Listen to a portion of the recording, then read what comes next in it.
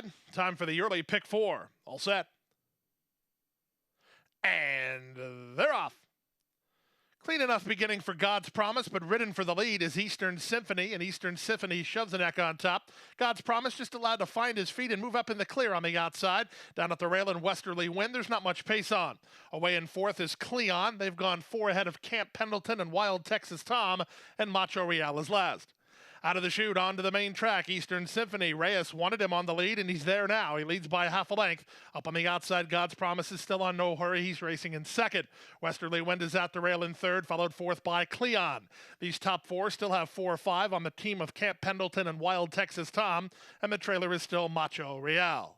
24 seconds for a reasonable enough opening quarter speed. They go to the half-mile point. Eastern Symphony in front by half a length. God's Promise looming up alongside in second. Westerly Wind third. Cleon fourth. From the back, Wild Texas Tom is underway. Picking it up in between runners under Panici. Wild Texas Tom moving sharply to the leaders now. He's up into third. 3 furlongs remains, and God's Promise now goes on the offensive to put a neck in front. Eastern Symphony is there second. Wild Texas Tom trying to continue this rally from the back. Fourth to Cleon. Dropping back Westerly Wind. There's a quarter of a mile remaining.